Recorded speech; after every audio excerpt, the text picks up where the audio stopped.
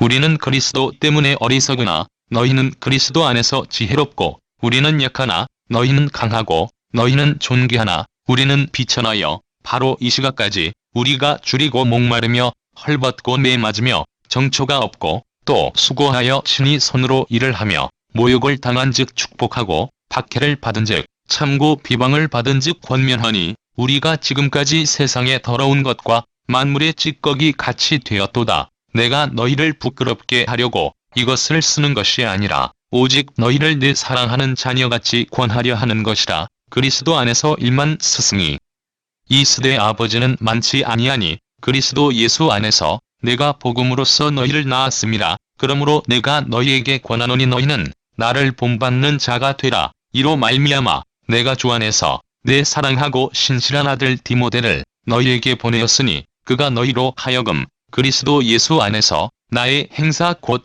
내가 각처 각 교회에서 가르치는 것을 생각나게 하리라. 오늘은 고린도전서 강해로 나를 본받는 자가 되라고 하는 제목으로 함께 은혜를 나누고자 합니다. 오늘 본문에는 고린도 교회를 향한 바울의 애정이 잘 묘사되어 있습니다. 바울은 이제까지 고린도 교회의 잘못을 심하게 책망하며 꾸짖었습니다.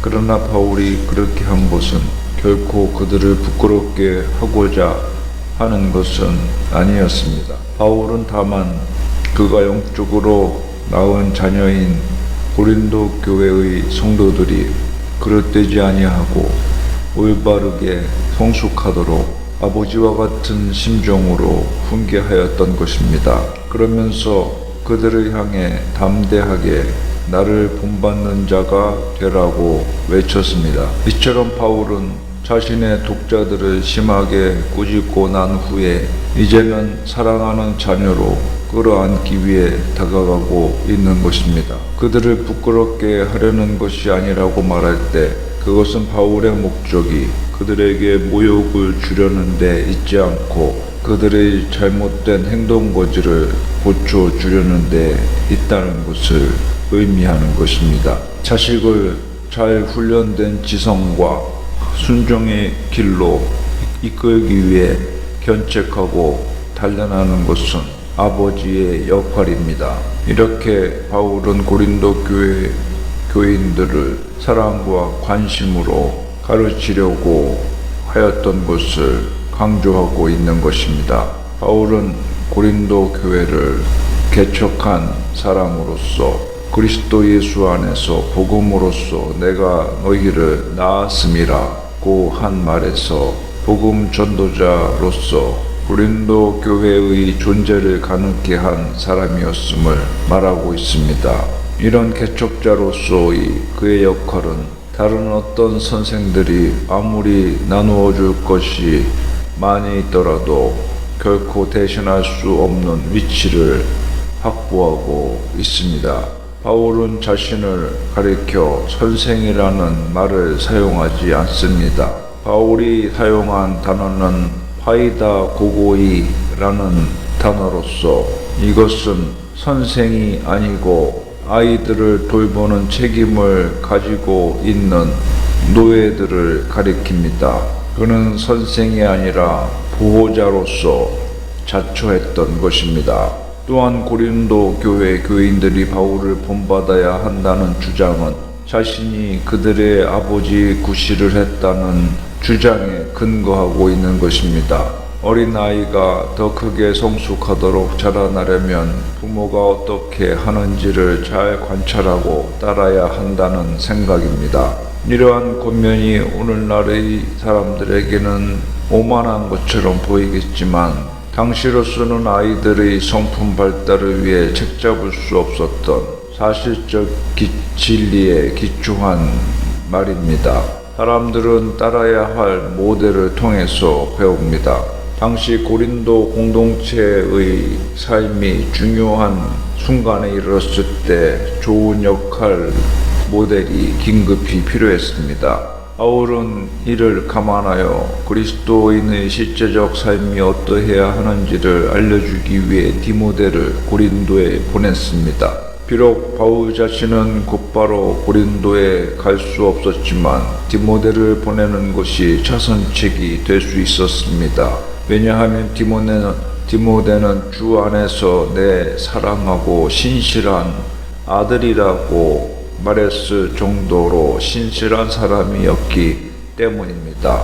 디모데는 신실한 아들로서 바울을 본받았기 때문에 그는 너희로 하여금 그리스도 예수 안에서 나의 행사 곧 내가 각 교회에 가르치는 것을 생각나게 할 수 있을 것이라는 바울의 말에 부응할 수 있는 사람이었던 것입니다. 당시 고린도 교회는 그리스도교의 전통을 갖지 못하고 있었던 3년도 되지 않은 교회였습니다. 그래서 교인들 중에도 최대로 잡아도 3년 이상 된 신자가 없었던 것입니다. 아직 기록된 복음서도 없었고 그들의 행실을 규제해줄 율법도 없던 때였습니다. 그들은 살아가면서 그리스도인의 생활 방식을 스스로 창안해내야 하는 위치에 있었고 그런 가운데서 당연히 말썽들이 생겨날 수밖에 없었습니다. 이런 상태에서 복음의 길을 따라 살아가는 가시적인 삶 모델이 필수적이었음은 말할 것도 없습니다. 그래서 바울은 자신이 그곳에 있었을 때의 기억을 호소하면서 자신을 본받으라고 스스로를 모본으로 제시했고 디모데가 가서 대리 모델이 되어줄 것을 약속하였습니다. 이러한 내용을 이해한다면 나를 본받는 자 되라고 한 바울의 호소를 납득할 수 있을 것입니다. 이를 통하여 우리는 복음은 현실 속에서 삶으로 구체화되어야 한다는 생각을 알게 됩니다. 믿음의 순종은 우리가 실제로 그렇게 살아가는 모습을 통해서 이루어지는 것입니다. 이것은 고린도에 세워졌던 개척교회의 상황에서만이 아니라 오늘날에도 마찬가지입니다. 바울을 통해 주어진 말씀은 우리가 그의 모범을 진지하게 따라야 될 뿐만 아니라 디모데처럼 다른 사람들에게 복음의 의미를 실제로 전달하는 모델 역할을 하는 신실한 제자가 되어야 한다는 깨우침도 줍니다. 여러분, 이렇게 바울은 스승으로서 고린도 교회 교인들을 훈육한 것이 아니었습니다. 그는 아버지로서 훈육하였던 것입니다. 아버지는 자기 자녀에게 오해받을까 경계하며 훈육하지는 않습니다. 그와 마찬가지로 교만해하던 고린도 교인들을 향한 바울의 훈육 방법도 온유와 책망을 동시에 포함하고 있습니다. 그는 그의 서신에서 필요한 대로 부드럽거나 준엄합니다. 그리고 그는 어떤 경우에도 그들의 돌이켜 회개할 수 있는 기회를 배제하지 않습니다. 그 기회를 제공하기 위해 그는 그의 모든 방법을 동원했다 할 수 있습니다. 이것이 사랑하는 자녀들에 대한 그의 태도였던 것입니다. 바울은 이렇게 말합니다. 너희가 무엇을 원하느냐? 내가 매를 가지고 너희에게 나아가랴. 사랑과 온유한 마음으로 나아가랴. 여러분, 이처럼 성도의 선행은 하나님 앞에서 그 동기까지도 판단받게 되어지는 것입니다. 그러므로 사람들에게 보이기 위한 위선은 분명 책망을 받게 될 것이며 우리는 들은 바 복음을 또 깨달은 바 하나님의 말씀을 생활 속에서 구체적으로 실천하여서 하나님께 영광 돌릴 뿐 아니라 우리의 삶을 모델로서 세상 불신 영혼들에게 보여주며 복음의 가마력을 널리 펼쳐갈 수 있는 그리스도의 산 증인으로서의 삶을 살아가야 할 것입니다. 기도합시다.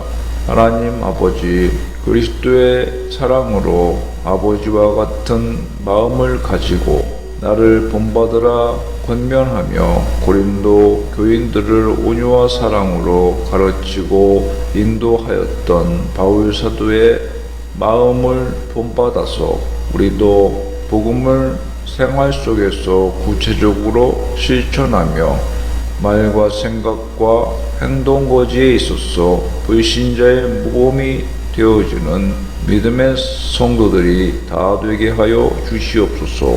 예수님의 이름으로 기도하옵나이다.